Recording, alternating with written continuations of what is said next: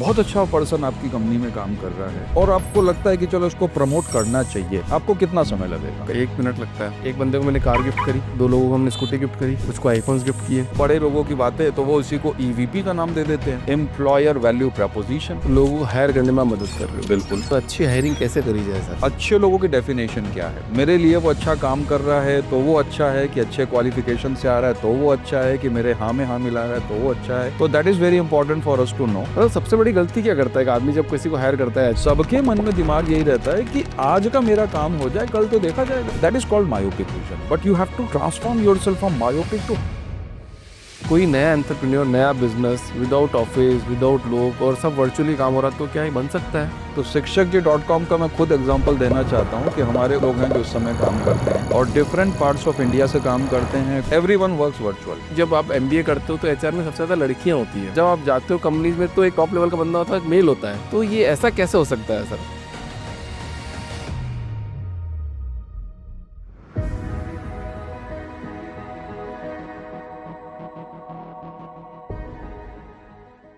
So doctor Vivek sir, बहुत बहुत स्वागत है आपका द फाउंडर्स ड्रीम के अंदर। आपसे बात करने से पहले, शुरुआत करने से पहले मैं ऑडियंस से 2-4 लाइनें बात कर लेता हूँ।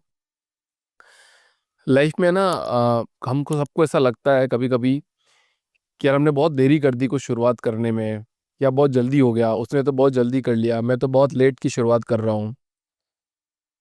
डॉक्टर विवेक सर हमारे साथ आज है। 20-25 साल नौकरी वोकरी करी आराम से, उसके बाद में फाउंडर्स बनने का सपना सर आज जी रहे हैं। तो जो देरी वाली बात है ना, वो कभी कुछ होता नहीं है। आपको जब मौका पड़े आप जब शुरुआत कर सकते हो, जब आपकी सहूलियत हो, जब आपको लगे कि आप इसके कैपेबल हो गए हो या आपको करना चाहिए, उस दिन आपको शुरुआत कर देनी चाहिए। तो देरी नाम का शब्द आपकी ज़िंदगी में होना नहीं चाहिए। तो मिलते हैं डॉक्टर विवेक सर से। बहुत बहुत स्वागत है सर आपका द फाउंडर्स जिम के अंदर। क्या हाल है सर आपके? धन्यवाद अभिषेक जी। पहले तो बहुत बहुत धन्यवाद मुझे आमंत्रित करने के लिए अपने पॉडकास्ट में। और ये कहते हैं ना कि लोगों का ड्रीम होता है, तो वैसे ही द फाउंडर्स ड्रीम का पॉडकास्ट एक लोगों का ड्रीम बन चुका है आज। जिस तरीके से लोग इसके साथ जुड़ते जा रहे हैं और ये चीज़ें आगे बढ़ती जा रही हैं, आप लोग बहुत अच्छा काम कर रहे हैं।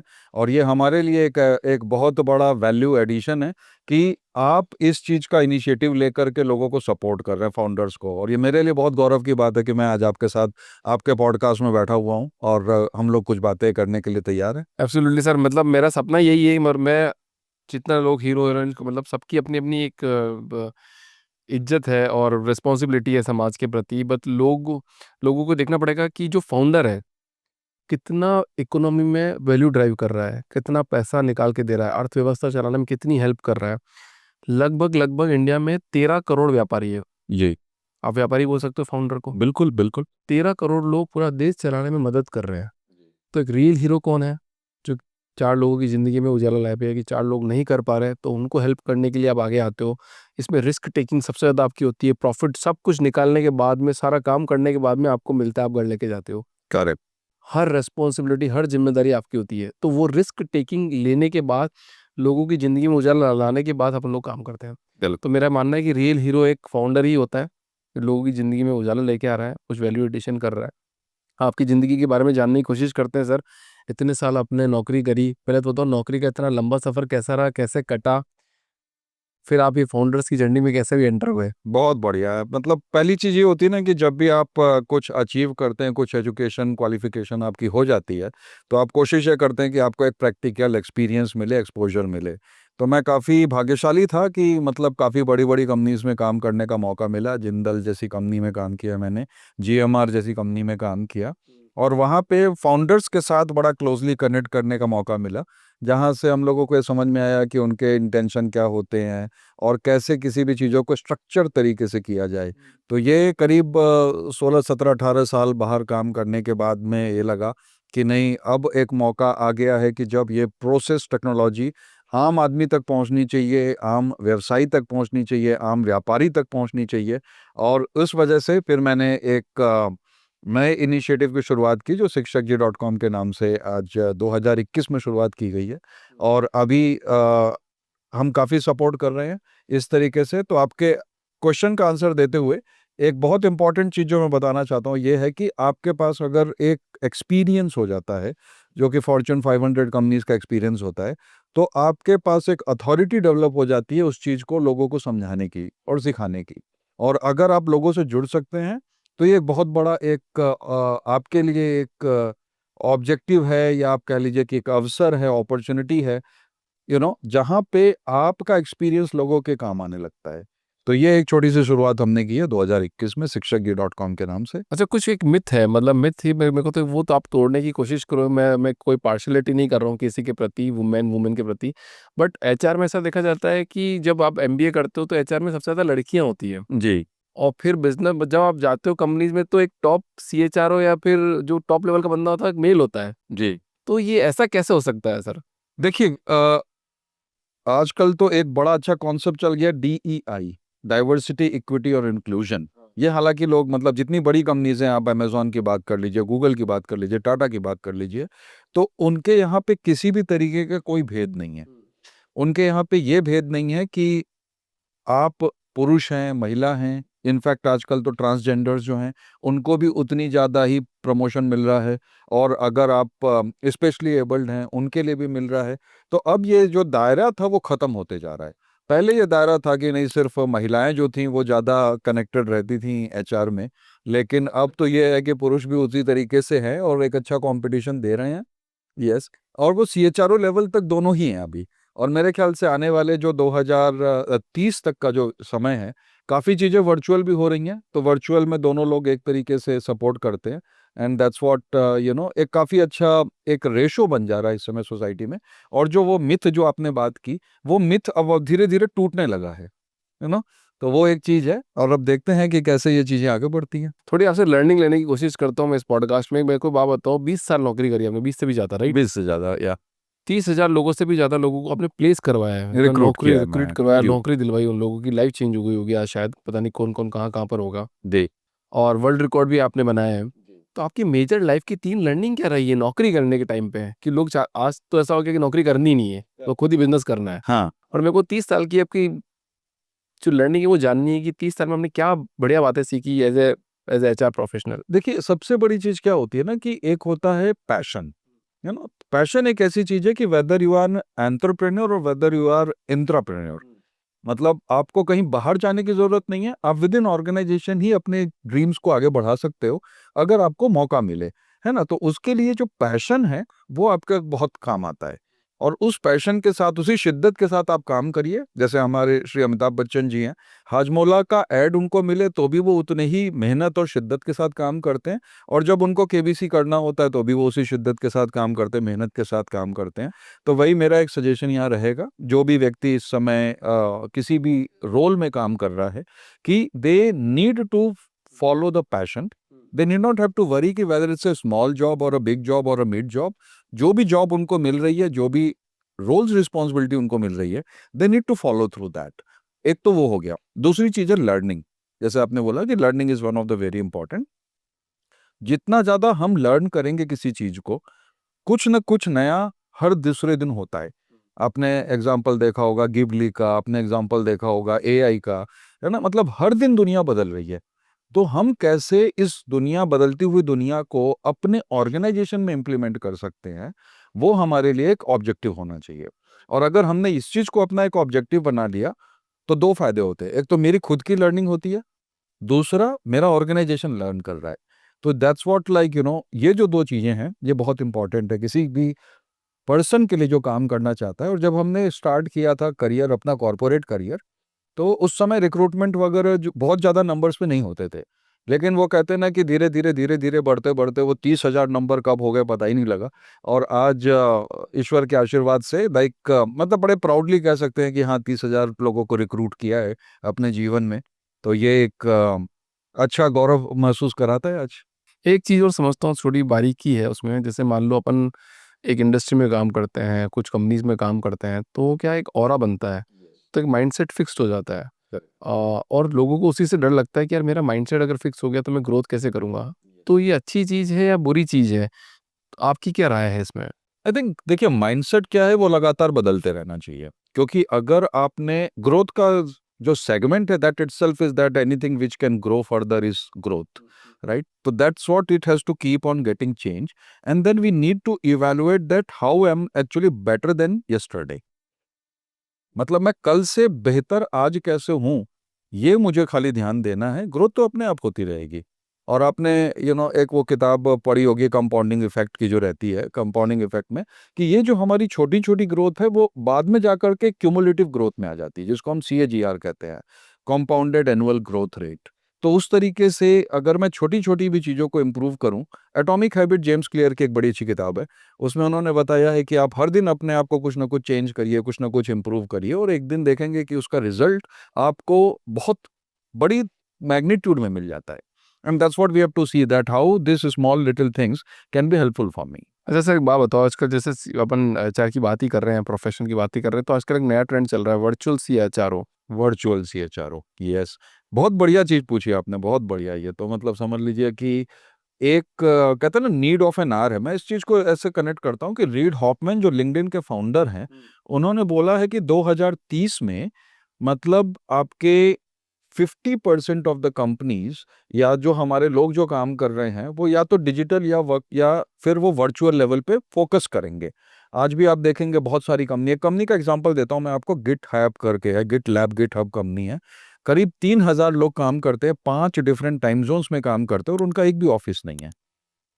एक भी ऑफिस नहीं? एक भी ऑफिस नहीं है, और 5 डिफरेंट टाइम जोन्स में काम करते हैं। मतलब कोई जापान से काम करता है, कोई अमेरिका से काम करता है, भारत से काम करता है, डिफरेंट टाइम जोन्स। मतलब हम तो ये सोचते हैं कि आज वाला काम जो है वो कल वाला कैसे हम पास ऑन करेंगे, लेकिन ये 5 डिफरेंट टाइम जोन्स में काम हो रहा है विदाउट ए सिंगल ऑफिस।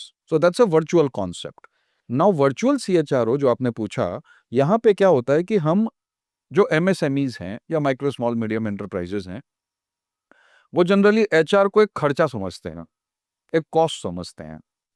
तो हम उस चीज को कॉस्ट न दे करके हम उनको एक ऐसा सॉल्यूशन देना चाहते हैं जहां पे कि उनको एक HR एक्सपर्ट मिले, जो कि आपके ऑफिस में ना रह करके कहीं रिमोट से आपको सपोर्ट करे। जैसे हम एक वर्चुअल CFO देखते हैं, या जैसे हम चार्टर्ड अकाउंटेंट देखते हैं। अब चार्टर्ड अकाउंटेंट क्या है, वो कहीं भी बैठ करके आपके कंपनी को मैनेज कर सकता है।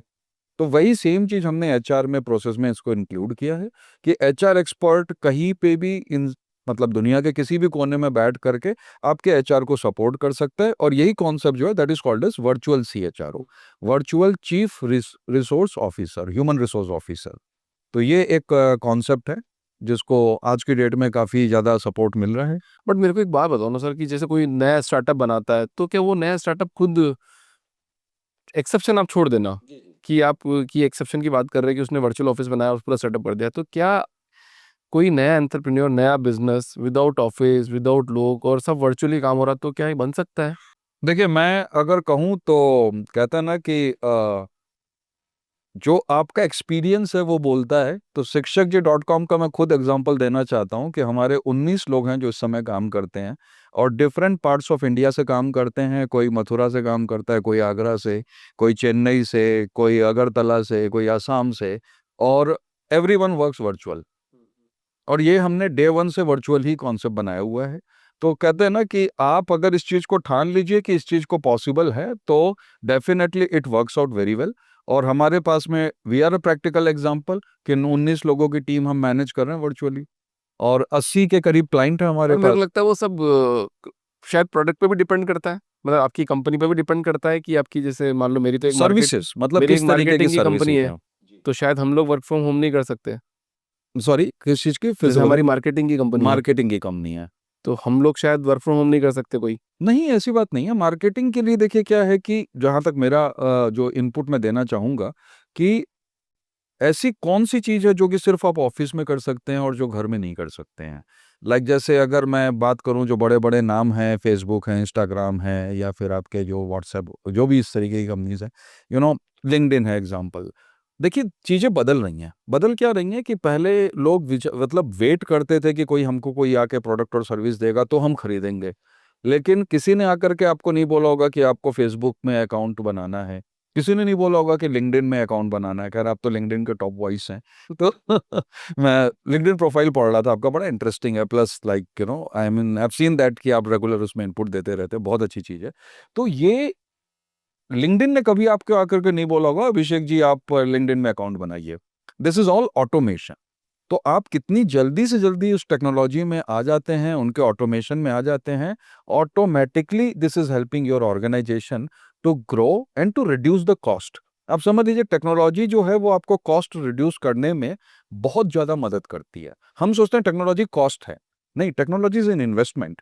क्योंकि आप एक बार, इसको कहते हैं सेट एंड फॉरगेट, आपने एक बार टेक्नोलॉजी बना ली, एक बार आपने एचआर प्रोसेस सेट कर लिया, आपको पता है कि जब मेरे यहाँ पे पर्सन आने वाला है उसकी ऑनबोर्डिंग को मैं करने वाला हूँ, 7 दिन तक मेरे को यही प्रोसेस सेट करना है, फिर डजंट मैटर कि अकाउंट्स असिस्टेंट आ रहा है कि अकाउंट्स मैनेजर आ रहा है। अगर आपने प्रोसेस सेट कर लिया, टेक्नोलॉजी को उसके साथ कनेक्ट कर दिया, तो ऑटोमेटिकली सारे लोग फॉलो करते हैं। अब जैसे एग्जांपल, आज की डेट में बड़ा गिग इकोनॉमी चलती है, जोमेटोज की, स्विगीज की, जहाँ पे तो कई कई हजारों की संख्या में लोग काम करते हैं, 20,000 50,000 लोग काम करते हैं। कैसे काम करते हैं? Because of technology. तो वही टेक्नोलॉजी अगर आज की डेट में हमारा एमएसएमई बिजनेस ओनर इस चीज को समझ लेगा, तो उसका काम इन सब चीजों से बच जाएगा। मतलब एचआर में जो आपको टाइम स्पेंड करना है, उन सब चीजों से आप बच जाएंगे अगर आपने एक प्रॉपर प्रोसेस और टेक्नोलॉजी सेट कर दी। So that's one of my input. कि like if you want to set up the system, there is very much possible. Only the thing is that how you can embrace the technology. If you can embrace the technology, it is very easy for you. One time investment, one time support, and that's to very micro level. If it is required, on that basis, आप जैसे भी उसको embrace करेंगे, आपके लिए वो चीजें एक supportive elements के फॉर्म में आ जाएंगी। किसी भी कंपनी में सबसे इम्पोर्टेंट टेक्नोलॉजी तो बाद में, पर लोग पहले हैं। जी लोगों को हायर करने में आप मदद कर रहे हो। बिल्कुल। तो कैसे, मतलब अच्छी हायरिंग कैसे करी जाए सर? देखिए बहुत ज़रूरी चीज़ है ना, हम इसको, मतलब मैं ज़्यादा टेक्निकल नहीं जाऊँगा इसमें, लेकिन मैं बड़े, कहते हैं ना कि आपको प्रैक्टिकल सजेशंस दूँगा। क्योंकि हमारा जो आज का जो उद्यमी है या हमारा जो व्यवसायी है या जो बिज़नेस ओनर है, उसके लिए सबसे बड़ी समस्या ये है कि उसको सही लोग मिलते नहीं हैं और अच्छे लोग मिलते नहीं हैं। और अच्छे लोगों की डेफिनेशन क्या है? पहले तो ये चीज़ है। भई अगर मेरे लिए वो अच्छा काम कर रहा है तो वो अच्छा है, कि अच्छे क्वालिफ़िकेशन से आ रहा है तो वो अच्छा है, कि मेरे हाँ में हाँ मिला रहा है तो वो अच्छा है। तो that is very important for us to know, and there are various tools and techniques which can help you in zero cost way. Okay, मतलब ज़ीरो कॉस्ट हायरिंग हम कहते हैं इसको। और उसमें छोटी-छोटी चीज़ें रहती हैं, जिसको जो मतलब हम कभी लोगों को बताते नहीं हैं। मैं एक अपने एक मतलब क्लाइंट से बात कर रहा था और उनसे मैंने पूछा कि मैन्युफैक्चरिंग कंपनी है उनकी, पुणे की मैन्युफैक्चरिंग कंपनी है, पिछले 30 सालों से चला रहे हैं। बोले सर हमको मिलते नहीं हैं लोग, हम काफ़ी परेशान रहते हैं और उसकी वजह से हमारे जापान और जर्मनी के ऑर्डर हम फुलफ़िल नहीं कर पा रहे हैं। तो मैंने कहा कि क्यों नहीं मिलते हैं? तो बोले कि मतलब हमको ये लगता है कि कोई हमारे साथ काम क्यों करेगा, सब के सब वो टाटा, बिरला, महिंद्रा, एस्कॉर्ट, गोदरेज, इस तरीके की बड़ी-बड़ी कंपनीज़ में काम करेंगे। ठीक है? और या तो फिर जो है हम वहाँ लोगों तक, मैंने कहा आप लोगों तक पहुँच पा रहे हो क्या? आप भी ड्रीम कंपनी हो, लेकिन आप क्या उन लोगों तक पहुँच पा रहे हो? बोले सर हम कैसे ड्रीम कंपनी बन सकते हैं? मैंने कहा बताता हूँ आपको।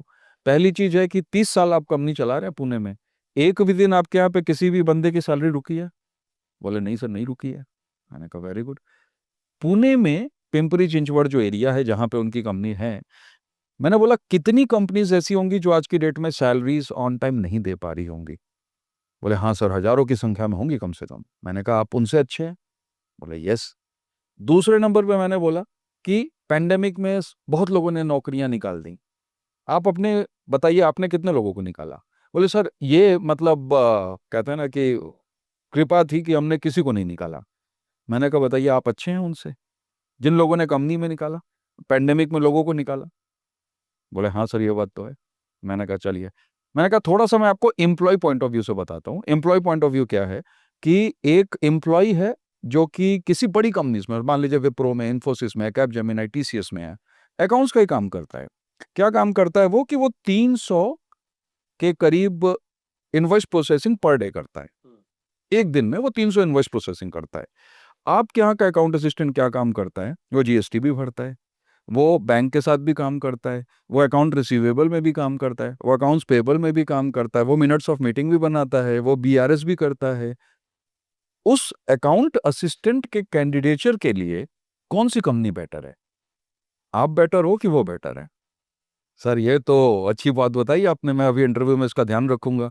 मैंने कहा यही चीज है कि हमको एमएसएमईज बिजनेस ओनर्स को ये समझना है कि हम कौन सी चीजें ऑफर कर सकते हैं और वो लोगों तक कैसे पहुंचती है। मैकिन्से या फिर अगर मैं कहूँ तो बड़े लोगों की बातें, तो वो इसी को ईवीपी का नाम दे देते हैं, एम्प्लॉयर वैल्यू प्रपोजिशन, तो that's how it comes out is that कि एम्प्लॉयर वैल्यू प्रपोजिशन क्या रहेगा। तो वो हमको देखना है कि मैं क्या ऑफर कर सकता हूं जो दूसरे ऑफर नहीं कर सकते हैं। फ्लेक्सिबिलिटी हम ऑफर कर सकते हैं, प्रमोशन हम ऑफर कर सकते हैं। आपके यहाँ पे प्रमोशन जो है, आप खुद ही एग्जांपल दीजिएगा अभिषेक जी, कि अगर बहुत अच्छा पर्सन आपकी कंपनी में काम कर रहा है, क्योंकि मैंने देखा आपकी कंपनी भी काफी बड़ी है, मतलब 100-200 लोग काम कर रहे हैं, ईश्वर की दया से बहुत अच्छी चीज है। तो अब जैसे आपकी कंपनी में कोई अकाउंट्स का पर्सन आता है और वो बहुत अच्छा काम करता है, तो और आपको लगता है कि चलो इसको प्रमोट करना चाहिए, आपको कितना समय लगेगा? प्रमुख 1 मिनट लगता है। 1 मिनट लगेगा। अगर यही काम टाटा में कोई काम कर रहा है, तो आप समझ लीजिए कितना समय लगेगा प्रमोशन करने में, सही बात है। है ना? तो ये जो चीजें हैं, ये एक एमएसएमई बिजनेस ओनर को समझने वाली चीजें हैं। मैं तो परफॉर्मेंस जो मतलब जब परफॉर्मेंस की बात भी करेंगे अपन परफॉर्मेंस मैनेजमेंट में कि भैया कि इनको ट्रैकिंग कैसे की जाती है। सो मेरे यहाँ पे मैंने कंपनी में एक फंडा बना रखा है जो एकदम एक्स्ट्रा, मतलब सबको मैं मोटिवेट नहीं करता हूँ, सबको मैं हर रिवॉर्ड हाइक सबको नहीं देता हूँ, करेक्ट, जो एकदम बियॉन्ड चला जाता है, आउट ऑफ द बाउंड्री, मतलब उसने एकदम ऐसा लगता है कि बिल्कुल मचा दिया। Correct, correct. एक बंदे को मैंने कार गिफ्ट करी, वाह क्या बात है, 2 लोगों को हमने स्कूटी गिफ्ट करी, क्या बात है, क्या बात कुछ को आईफोन्स गिफ्ट किए। है, वाह। जो लोग, और उनको देख के लोग इतने मोटिवेट होते हैं कि यार अब उनको भी आउट ऑफ द काम ही करना है। मतलब हम यस, नॉर्मल, मतलब मैं बोल रहा हूँ 100 में से 100 नंबर लाने वाले करोड़ों लोग हैं, करेक्ट, करेक्ट, 100 में से 105 कौन ला सकता है? बिल्कुल, एग्जैक्टली, जो 105 लाएगा वो इसके डिजर्व है, क्योंकि आज को सब सब हर चीज एक्सेसिबल है सर। एकदम, हर चीज सबको मिल रही है, मतलब सबको बता रहा है कि तेरे पास ये सामान भी है, गाड़ी भी है, फोन भी है, हर चीज मिल रही है। पहले नहीं थी। मैं जब काम करता था, मैं बता रहा हूँ, मैंने जब बिजनेस स्टार्ट किया था, डोर टू डोर से स्टार्ट किया सर। मैं अच्छा, 5,000 दुकानों पे गया हूँ मैं 6 महीने में सामान बेचने के लिए। क्या बात है, जस्ट डायल जैसी कंपनी से मैंने स्टार्ट किया था अपनी ज़िंदगी। हाँ हाँ, हर दुकान पे जाता था, मैं बोलता था जस्ट डायल की सर्विस ले लो सर। अच्छा, वो रुला देते थे, कभी कोई बोल देते तो कंपनी ऐसी बेकार है, गालियाँ बकते थे, मेरे को रोना आ जाता था। फिर मेरा कलीग बोलता था कि यार अभिषेक छोड़, कंपनी को बोल रहे, देखो थोड़ी बोल रहा है। फिर भी मैं उसको बेच के आता था। मैं कहा चलो छोड़ो सर, वो तो बात की बात है, पर मैं आपको करता हूँ।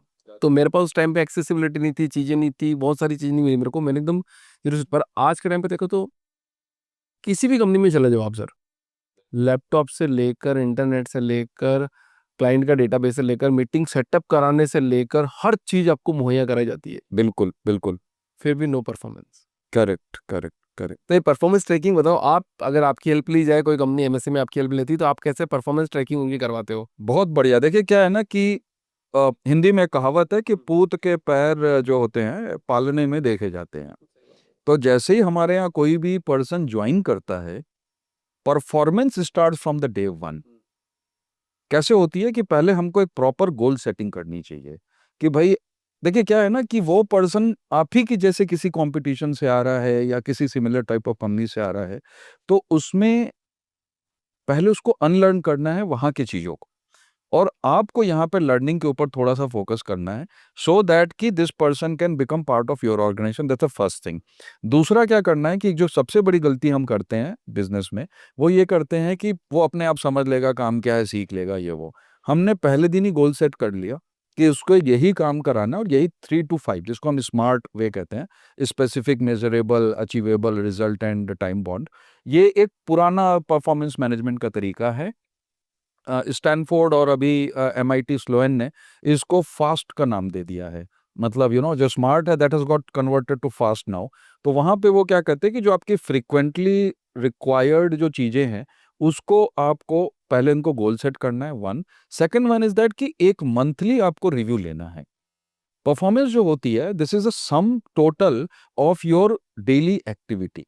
तो आपको ये देखना है कि मतलब अगर मैं उससे चाहता हूं कि 1 साल बाद मैं कुछ अचीव करूं। अच्छा, एक और चीज क्या है, आपको ये समझना है कि उसकी परफॉर्मेंस नहीं है आपकी परफॉर्मेंस। मतलब आपको ये समझना है, अगर वो फेल हो रहा है, तो मैं अपने अंदर क्या चेंज करूं कि मैं उसको पहले इंप्रूव कर पाऊं। कारण क्या है कि आपने जब उसको रिक्रूट किया, तो उस समय आपने 100 लोगों को रिजेक्ट किया होगा, तब जाकर के आपने एक बंदे को रिक्रूट किया। तो लेकिन ऐसा क्या हो गया कि वहां पे वो अच्छा काम कर रहा था और मेरे यहाँ आकर के वो गड़बड़ हो गया। तो इसके लिए जो फाउंडर प्रमोटर है उसको पहले अपने एक शॉर्ट एनालिसिस करना है या इवैल्यूएशन करना है, and then they need to set up a goal setting system. Once the goal setting is done, then they have to get into performance monthly review. I'll not say performance review, but a monthly review जाना उनको, कि मतलब हर महीने देखना है कि मैं क्या इम्प्रूव हुआ, क्या इम्प्रूव हुआ, क्या इम्प्रूव हुआ, और अगर मैंने इम्प्रूव किया तो उसको मैं मैक्सिमाइज कैसे कर सकता हूँ, और अगर मैं इम्प्रूव नहीं कर रहा हूँ तो व्हाट इज द रीजन. खाली दो ही यूनिवर्सल रीजन है, एक है स्किल इशू और दूसरा है विल इशू. अगर स्किल इशू है तो मैं ट्रेनिंग कोचिंग कंसल्टिंग करवा सकता हूँ, विल इशू है तो मैं काउंसलिंग कर सकता हूँ.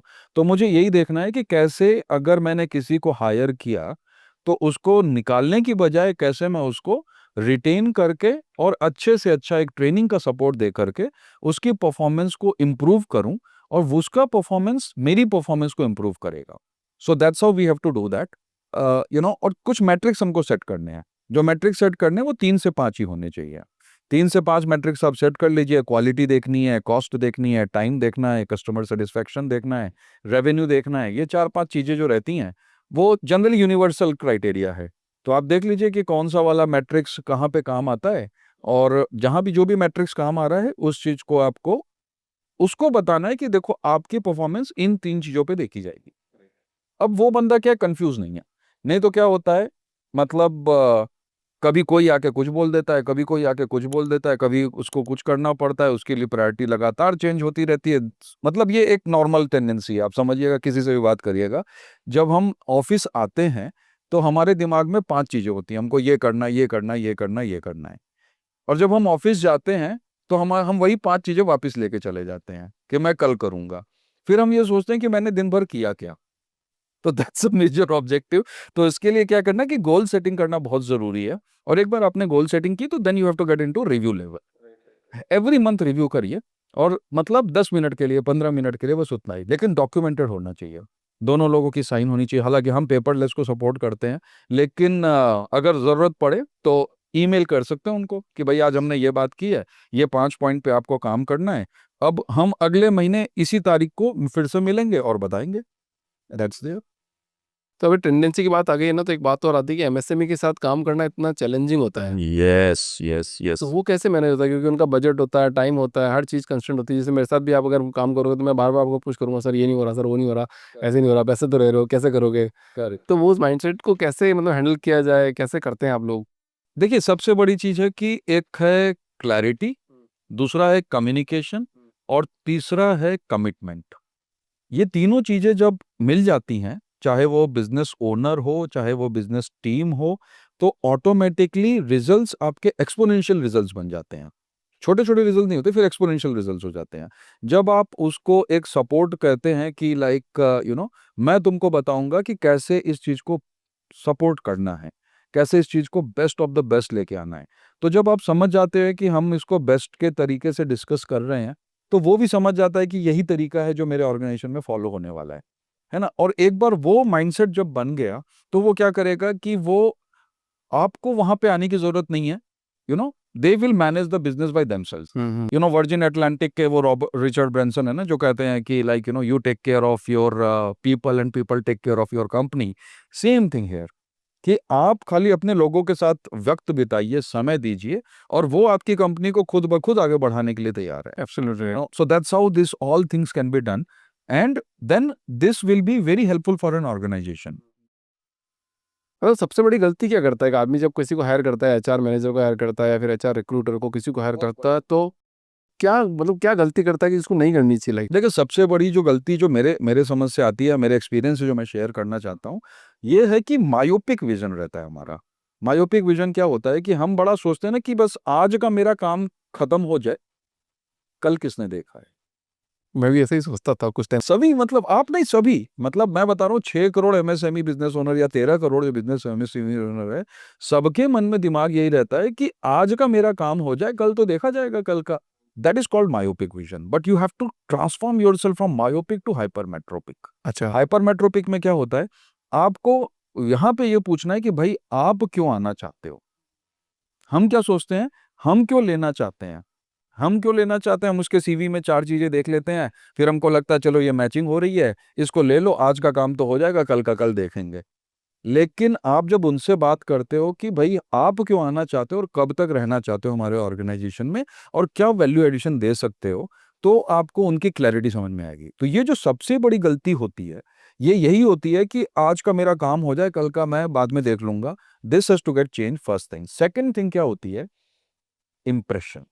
इंप्रेशन क्या होता है? भाई आज की डेट में उसको नौकरी की जरूरत है, तो वो बंदा आया है, रिसेप्शन पे बैठा हुआ है, आधा घंटा वेट कर रहा है, 2 घंटा वेट कर रहा है, उसके बाद में फिर जो है कोई एक एचआर का पर्सन या फाउंडर पहुंचता है, फिर वो उसके साथ में बात करता है। मैं आपको बता रहा हूँ, जर्मन के एक एमएनसी के साथ मैं काम कर रहा था, उनके डायरेक्टर थे, और मतलब कंट्रोल एंड ऑटोमेशन की बहुत बड़ी कंपनी। और वहां पे वो क्या करते थे, वो रिसेप्शन तक जाते थे, उस पर्सन को लेके आते थे जो इंटरव्यू के लिए गया है, प्रोजेक्ट इंजीनियर जैसा छोटा सा profile. He is a CEO of such a big MNC who has got, मतलब ग्लोबल टेक्नोलॉजी सेंटर जहां पे 600 लोग काम कर रहे हैं। मैं उनके साथ काफी क्लोजली कनेक्टेड था। तो मैंने देखा कि वो अपने केबिन से बाहर निकलते थे, जाते थे, और सिक्योरिटी के आगे भी जा करके, जहां पे सिक्योरिटी रहती थी, वहां पे उस पर्सन को ले करके आते थे और अपने केबिन में बिठाते थे, चाय पीते थे, केबिन को घुमाते थे, ऐसा चीजें करते थे, और उसके बाद में फिर छोड़ने जाते थे। एक जर्मन एमएनसी का फाउंड मतलब सीईओ अगर ऐसा काम कर सकता है, तो हमारे इंडियन फाउंडर्स क्यों नहीं कर सकते? अब आप समझ लीजिए कि अगर उस पर्सन ने ऐसा काम किया, तो कैंडिडेट के ऊपर क्या इंप्रेशन पहुंचा, compared to somebody who is like just a small medium enterprise who can spend this thing, who can do that, but since it is not known, they are not doing it। ठीक है, अब यहाँ पे क्या है, यहाँ पे वो बंदा आधा घंटा वेट कर रहा है, 2 घंटा वेट कर रहा है इंटरव्यू के लिए, सिर्फ इंटरव्यू के लिए, और वहां पे एक सीईओ वहां पे पहुंच रहा है। तो ये जो इंप्रेशन है, दैट इज वेरी इंपॉर्टेंट, और ये इंप्रेशन हमको क्रिएट करना है सो दैट कि ये गलती ना हो। That's another one of the very important thing which has to be done. मतलब आप बताओ, एक शिक्षक जी के अंदर मतलब क्या क्या पेन पॉइंट सॉल्व कर रहे हो? 3-4 पेन पॉइंट क्या क्या है किसी कंपनी के, वो क्या क्या सॉल्व करते देखिए, सबसे पहली चीज होती है फाउंडेशन, हो? है ना? तो हम कैसे स्टार्ट करते हैं? शिक्षक जी जो है, वो सबसे पहले एक छोटा सा गैप एनालिसिस करता है, ऑडिट जिसको हम कहते हैं ना, ऑडिट, क्योंकि जब तक हम कमियों को नहीं देखेंगे तब तक कमियां रिजॉल्व नहीं होंगी। तो हम एक एचआर ऑडिट करते हैं, बड़े कम कॉस्ट पे करते हैं, बहुत ज़्यादा हाई कॉस्ट नहीं रहती है। हमारे लिए कॉस्ट सेकेंडरी है, हमारे लिए सर्विस फर्स्ट है। तो what is happening is that कि हमको एक गैप एनालिसिस समझ में आ जाती है। क्योंकि क्या होता है, कंपनी 20 साल से काम कर रही है, 30 साल से काम कर रही है, कुछ ना कुछ अच्छा कर ही रही होगी, 10-12 साल से कर रही है, मतलब कहीं ना कहीं कुछ ना कुछ अच्छा हो रहा होगा, तभी कंपनी चल रही है। हमको वो अच्छाई देखनी है, और हमको जो बीच का गैप एरिया वो हमको देखना होता है। उसके लिए हम एक एचआर ऑडिट करते हैं। एचआर ऑडिट से हमको इम्प्रूवमेंट एरिया समझ में आ जाते हैं। फिर हम एक रिपोर्ट देते हैं जो कि 30 पॉइंट की इम्प्रूवमेंट रिपोर्ट होती है, जिसमें हम 10 डीआईवाई कॉन्सेप्ट देते हैं कि मतलब आप खुद ही चाहो तो चेंज कर लो। जैसे फॉर एग्जांपल, आपकी वेबसाइट में करियर पेज नहीं है, हर एक की वेबसाइट है, लेकिन कुछ की करियर पेज होती है, कुछ की नहीं होती। वही सोचते हैं कि चलो जरूरत क्या, बाद में देखा जाएगा। लोग क्या करते हैं, लोग डाल देते हैं कि if you are interested to join my organisation, just share me your CV on info@xyz.com, right? उससे अच्छा है कि आप एक करियर पेज बना दीजिए, लगातार लोग आते रहेंगे, क्योंकि देखिए nature of the role is the same. अभी फॉर एग्जांपल, आपकी मार्केटिंग की कंपनी है, I am sorry to take your own example, लेकिन आप समझिए कि आपको लिमिटेड रोल्स ही चाहिए, मतलब आपको एसईओ स्पेशलिस्ट ही चाहिए, आपको वेबसाइट डेवलपर ही चाहिए, आपको जो भी कैंपेन के जो एसोसिएट एग्जीक्यूटिव्स हैं वही चाहिए आपको। तो आप क्या करिए कि आपकी वेबसाइट में अगर करियर पेज है, उसमें रेगुलर इनपुट देते रहिए, और उसको इंटीग्रेट कर दीजिए आपके लिंक्डइन पेज से, राइट। आपके फेसबुक पेज से। और आपकी विजिबिलिटी जितनी बन रही है, आप उतनी विजिबिलिटी उस चीज की बनाइए। Automatically this will help, like to all the people who are aspiring to come to that level, है ना? तो यहाँ पे हम एक फाउंडेशन क्रिएट करते हैं, that's a first step. Second step, DIY का मैं एग्जांपल दे रहा था। फिर उसके बाद कुछ एक 10 पॉइंट ऐसे होते हैं जहाँ पे थोड़ा बहुत कॉस्ट अगर लगती है, तो वो कॉस्ट लेकर के हम उसको कर सकते हैं। Another 30 is a long term, जैसे आपको लर्निंग कैलेंडर बनाना है, जैसे आपको एचआर कैलेंडर बनाना है, एचआर बजटिंग करनी है, तो वो आप कैसे कर सकते हैं, ये हमारा 30 इंप्रूवमेंट एरिया होता है। ये 30 इंप्रूवमेंट एरिया के बाद में हमको समझ में आ जाता है कि कहाँ कहाँ पे क्या प्रायोरिटी है। फिर हम फाउंडर प्रमोटर के साथ बैठते हैं, उनके साथ डिस्कस करते हैं, और फिर हम उनकी जो टॉप प्रायोरिटी होती है उसको कंसिडर करके उसके हिसाब से एक रोड मैप क्रिएट करते हैं, जिसको हम 52 वीक प्रोग्राम कहते हैं। मतलब वहाँ पे फिर हम 1 साल के लिए उनके साथ बंध जाते हैं, जुड़ जाते हैं, कनेक्ट हो जाते हैं, ताकि उनकी जो भी प्रॉब्लम्स हैं, जो भी इश्यूज़ हैं, उसको एक निदान किया जा सके, उसका एक सॉल्यूशन दिया जा सके। तो दैट्स ऑल। पहले एक फाउंडेशन, पहले हमने ऑडिट किया, ऑडिट करके हमने एक रोड मैप बनाया। रोड मैप बनाने के बाद एक एडवाइजरी 52 वीक एडवाइजरी दे दी उनको, जहाँ पे तीनों सपोर्ट हम देते हैं। पीपल भी हमारे रहेंगे, प्रोसेस भी हमारा है, टेक्नोलॉजी भी हमारा है, और कॉस्ट बहुत ही कम रहती है, so that can be affordable for everyone. मतलब जब हमने शुरुआत की थी, 2 लोग हमारे साथ जुड़े थे। आज की डेट में we have got 80 people all across India who are taking our services. So we are very proudly, to say that ki this has been really helpful for the people, and that's what more of the people are getting connected. Wow! तो अभी आप एक programme और launch कर रहे हो, super 30। हाँ जी, शिक्षक जी सुपर 30। शिक्षक जी सुपर 30 हाँ। आनंद कुमार जी से इंस्पायर्ड है। आनंद कुमार जी, मैं ऐसे ही मतलब पैंडेमिक के समय में ही मैं पिक्चर देख रहा था, और उस समय में मतलब फिर मेरे अभी दिमाग में कुछ दिनों पहले लग रहा था कि जब ऐसे व्यक्ति को आप कुछ सपोर्ट करते हैं, जिनको उसकी रियली ज़रूरत पड़ती है या ज़रूरत होती है, तो आप उससे ज़्यादा अपने आप को प्रभावशाली, या अगर कहें तो गौरवान्वित महसूस करते हैं। You feel really proud that you are giving support to somebody who really needs it. मतलब मैं आज की डेट में फॉर्च्यून 500 में जाकर के अपनी सर्विसेज को दूं, तो ठीक है, इम्पैक्ट रहेगा, बट वहां देने के लिए बहुत बड़े बड़े लोग हैं, केपीएमजी है, बिग फोर्स हैं, and then there are like McKinseys and Bains of the world. So I don't want to touch that. I want to touch the something like, where the people really want this type of support, and how can I give them the support? इसके लिए हमने super 30 की शुरुआत की, शिक्षक की super 30। तो हमने ये विचार किया कि ऐसा क्या हम सपोर्ट करें कम से कम 30 बिजनेस ओनर्स को, कि उनकी एचआर फाउंडेशन स्ट्रांग हो जाए, और जो ग्रोथ करना चाहता है, और ग्रोथ के बीच में जो रास्ते में कोई भी किसी भी तरीके के हिंड्रेंसेस आ रहे हैं, रोड ब्लॉक आ रहे हैं, इसको हम कैसे रिजॉल्व करें। तो definitely that's an idea of Shikshak ji super 30। लेकिन काफ़ी स्ट्रक्चर्ड है, काफ़ी what I can say that systematic programme है ये, और ऑनलाइन है। मतलब सैटरडे का टाइम हमने फिक्स किया हुआ है इसमें, जिसमें कि 30 उद्यमी, 30 people all across India, they can get connect together, and then we will be able to support them, right. And this is only for the founders, not for an HR. ये सिर्फ founders के लिए है। वाह! हाँ। तो founders gym में आए हो तो आपको बहुत सारे कनेक्शन मिल जाएंगे फाउंडर्स के। तो इसमें कोई स्पेशल क्राइटेरिया है, मतलब किसी को एनरोल होना है, कोई आना चाहता है तो? जी, बिल्कुल, बड़ा इसमें 2-3 मेन क्राइटेरिया। सबसे पहली चीज़ तो ये है कि आपके पास रीज़न होना चाहिए, शिक्षक जी सुपर 30 में आपको आना क्यों है। मतलब जब रियली प्रॉब्लम्स होती हैं, तो उसके सॉल्यूशन निकलते हैं। मतलब जैसे अगर मैं आनंद कुमार जी का भी अगर एग्ज़ाम्पल दूँ, तो उन्होंने जिस भी लोगों को चुनाव किया, वो चुनाव बड़ा उनके ऑब्जेक्टिव बेस्ड था। मतलब ऐसा नहीं कि मैं बनना चाहता हूँ और इसीलिए उन्होंने ले लिया, नहीं तो फिर वहाँ पे दूसरी कोचिंग्स चल ही रही थी। तो उस वजह से नहीं, लेकिन हम ये देखना चाहते हैं कि किस मकसद से या किस रीज़न से आपकी ग्रोथ रुकी हुई है। क्योंकि कल की डेट में आप हमारी सक्सेस स्टोरी बनोगे, और जब आप सक्सेस का हिस्सा बनोगे, तो हम चाहते हैं कि वो एक आपके लिए एक माइलस्टोन बने, ताकि आज की डेट में अगर आपके यहाँ पे 50 लोग काम कर रहे हैं या 30 लोग काम कर रहे हैं, हमारे सुपर 30 प्रोग्राम के आने के बाद कम से कम आप उसमें 30 टू 40% लोगों का इजाफा करिए। राइट। तब जा कर के उन घरों में एक दिए जलेंगे, उन घरों में एक अच्छा डेवलपमेंट होगा, किसी बच्चे की फीस दिलाएगी, किसी माँ-बाप का केयर होगा, और कहीं न कहीं एक सोसाइटी में डेवलपमेंट होगा। और वो हम चाहते हैं कि ये शिक्षक जी सुपर 30 के माध्यम से हम आपके बिज़नेस को सपोर्ट करें, ताकि आप लोगों को सपोर्ट करिए, और जब लोगों को सपोर्ट करेंगे, सोसाइटी अपने आप डेवलप होगी। ये हमारा ड्रीम है सर। बहुत बढ़िया सर। इस पॉडकास्ट का आखिरी सवाल आपसे, जी। कि क्या मिशन विजन लेके चल रहे हो आप, शिक्षक जी को लेके, सुपर 30 और ओवरऑल पर्सपेक्टिव को लेके आने वाले टाइम पे, और कैसे आप देश को सपोर्ट करोगे? जी, बिल्कुल, मतलब बहुत अच्छा सवाल है। तो पहले तो मैं ये बता दूँ कि जितने भी लोग जुड़ना चाहते हैं, उनका मैं मतलब कहते हैं ना कि खुले हृदय से उनको मैं शामिल करना चाहता हूँ इस पूरे प्रोग्राम में।